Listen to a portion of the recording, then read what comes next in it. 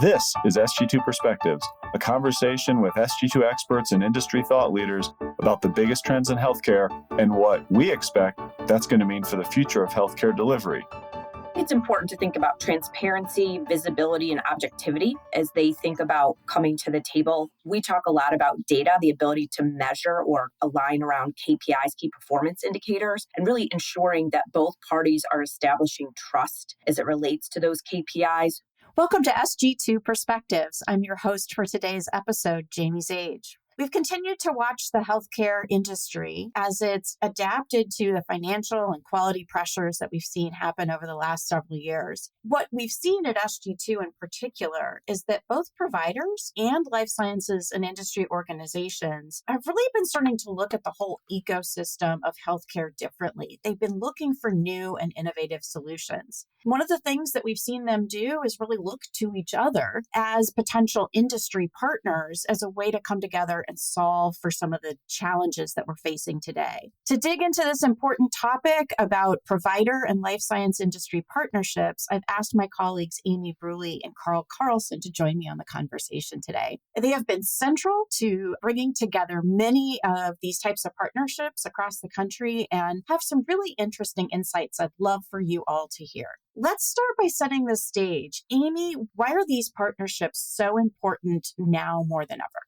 What both providers and life science and industry organizations are feeling today is largely similar. They both have margin pressure. They both have rising costs to employ their staff and employees. They have a number of factors, supply chain restrictions and others, that are really forcing this to be a time for them to look to one another, to look for solutions to problems that they have not been able to solve themselves independently.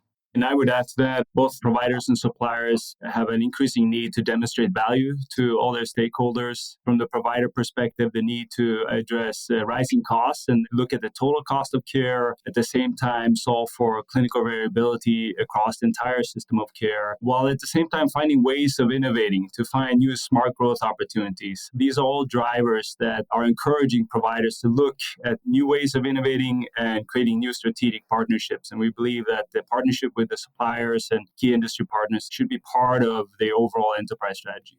It sounds like a lot of important things going on for both partners in this ecosystem. I know you've done some work in this space with both providers and with life science and industry members. How do you suggest they approach coming together for partnership? What are some of the things that they should be looking for to identify a good fit? When Karl and I talk to these organizations, we talk to them about thinking about this SCA framework. So as they think about their challenges, strategic, clinical, operational, financial. They think about those challenges, aligning them to that framework to help understand where the best opportunities for partnership might be as they think about whether it's solving for a clinical need, say an operational throughput need, allowing their employees to practice at the top of a license from an efficiency perspective. We really talk to organizations about starting there to define where partnership could start. Karl, what would you add to that? The emphasis here, and I think this is what we've been seeing as well, Amy, is thoughtfully and creatively. There is opportunities to look at enterprise partnerships, but there is a lot of opportunities to solve for very specific clinical needs or operational challenges. Starting small, if you're new to strategic partnership with suppliers, is the way to go. We've also seen from the supplier's perspective a lot of success where they're thoughtful about who to engage on the provider side. Going through a segmentation exercise to look for the right suppliers that have the right capabilities, but also the willingness to sit at the table and engage in a partnership. There are suppliers that have very strong portfolio, that's a benefit, but also there are certain suppliers that are more willing to demonstrate a willingness to participate in a partnership. Now, that's great. It's really important that they both come to the table with a shared understanding, shared goals throughout that they can work on together. In some of the partnership deals that the two of you have been part of or helped to navigate, what are some of those lessons learned? Where do you suggest providers and life science and industry start if they are looking to make partnerships part of their strategy? It's important to think about transparency, visibility, and objectivity as they think about coming to the table. We talk a lot about data, the ability to measure or align around KPIs, key performance indicators, and really ensuring that both parties are establishing trust as it relates to those KPIs. What's in it for each side of the equation? driving value, that's really where you're going to find it, is based on what each organization sort of is coming to the table with, what's important to them to solve for this, what are they looking for to get out of this together. It's really important for them to understand that and then to create that level of transparency and visibility, because that's where we see a number of these fall apart when one party's not willing to share the data or information necessary to really establish those KPIs. In some of the survey research that we did from a provider's perspective, the number one issue was how do we think about partnerships from prioritizing the right strategy and then also finding the right partner. That was the number one theme that came up. But from a supplier perspective, what's led to success in the past and what have we seen in the partnerships that we've been involved in? It's all about access to the necessary data and analytics to define agreeable outcomes to both parties and then have an ability to monitor those outcomes and be able to agree on the terms of whatever the relationship looks like. The governance, the trust, and the analytics have been the three major areas that we've seen are required to be successful. That's great. You mentioned seeing some examples of things that haven't worked so well. What are some of the things that have gotten in the way? I mean, certainly that trust and that data sharing. What are some of the other things that you've seen be deal breakers in these types of arrangements? One of the things that we see, and we coach this, I think, frequently, is that you really got to spend that time in the segmentation work. You really got to understand who's the right partner. In some cases, some organizations are large and they're well known. That's immediately where organizations might go. Those are large organizations with a lot of strategic priorities, and maybe that's not the best place to start. We talk about don't underestimate the opportunity to work with a smaller organization, potentially a regional organization or an organization in a particular market. They've got more opportunity because maybe they aren't as distracted by other priorities and strategic objectives that the organization has overall. We've seen more success in able to move some of the balls forward, so to speak, in those organizations first rather than a large, well-known organizations. We're seeing failures. It needs to go beyond just being a marketing exercise. There needs to be the trust, the willingness to experiment, but this needs to go beyond just a product focus. It needs to focus on truly solving a very well-defined clinical operational challenge. We've also found a lot of success where the data is in place to get the right support from a provider perspective, from the clinical teams and the physician support, but at the same time, make sure that administrative leadership sponsors this and sees the bigger opportunity here. This is a unique way of adding value to any enterprise strategy. We got to start somewhere with these partnerships, but having the vision and seeing where could we go from here in terms of expanding this across our hospital, across our system, is a mindset that needs to be there. That also means that we can't just be short-term focused in one area. We got to have the support to play the longer-term game here and look at how the partnership evolves and look for potentially new novel areas that come out of this partnership as well. I'm hearing you talk very generally about suppliers and providers as if they really need to come together almost from the same kind of perspectives. You're not really differentiating. Is there something different that providers need to do versus what suppliers need to do in coming to these partnerships?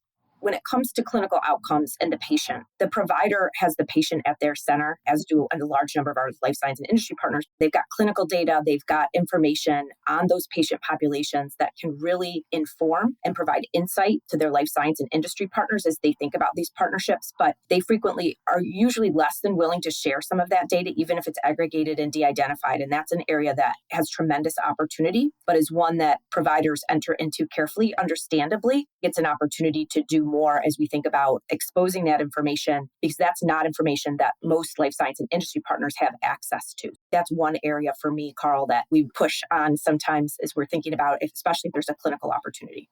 From our licensed industry partners' perspective, what's been really exciting to see over the past couple of years is their willingness to look at above-brand solutions. What are the value solutions that they need to have as part of their portfolio to really help the providers address a range of different problems? These value solutions, they range from any way of enhancing the best use of the product or the solution to reduce length of stay or to potentially address readmissions, but they're increasingly getting very creative and even addressing the strategic needs of health systems, such as how does an industry partner bring to bear their analytics, their insights about utilization of their products to identify the unmet need that is out there in the market. This is a really exciting area because for many therapeutic areas where industry partners have a strong portfolio, they're seeing that there are a lot more patients that could potentially be treated by the health system if they were identified, screened, or diagnosed earlier. And bringing those solutions to our health system is a very exciting opportunity given the need to find new growth and also finding smart growth. Having a portfolio of these value solutions and engaging with the providers to see where do you have needs. Maybe not all solutions will fit the needs, but working together there to find the best alignment and finding the best possible pilot.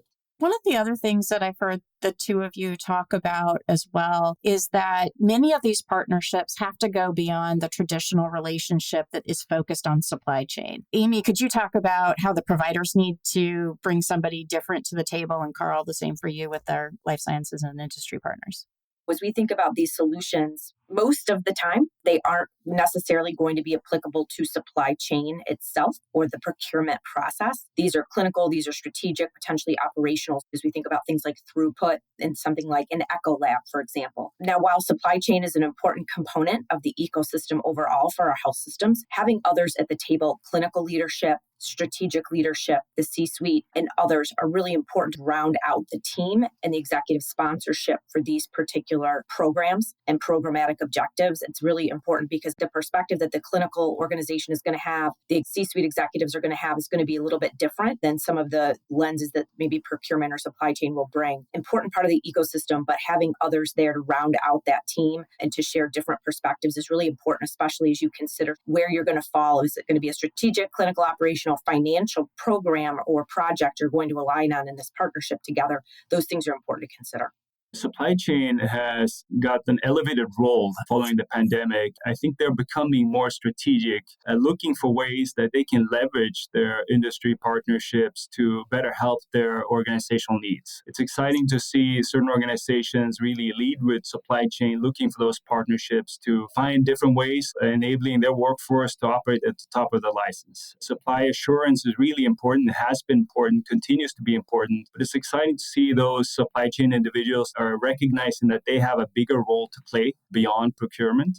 Some of them might be starting small to look at SKU reduction initiatives and partnership, but others are also seeing where can we help to maybe make a connection with the clinical teams and look for a reduction in hospital-acquired conditions. And just given supply chain's role, we welcome this because they have a unique connection there with a lot of industry partners. We think that's a really exciting development moving forward. This has been an amazing conversation, just thinking about how these two need to come together. I think this could be the first of maybe a series of podcasts, and maybe we can highlight some of those case examples in the near future as well, of looking at what some of those real specific details are for some of those emerging partnerships that I know you guys have been working on. Thank you both for joining us today. The important thing I'm going to summarize here is that really focusing in on governance, trust, and analytics, and coming to this partnership with a real value add solution. And with both sides looking to add value to how they deliver, whether it be care on the provider side or deliver services or products or goods or whatever to the health system, that can be the way that we want to move forward. Thank you both for bringing your expertise to the conversation today. I look forward to continuing it in the near future.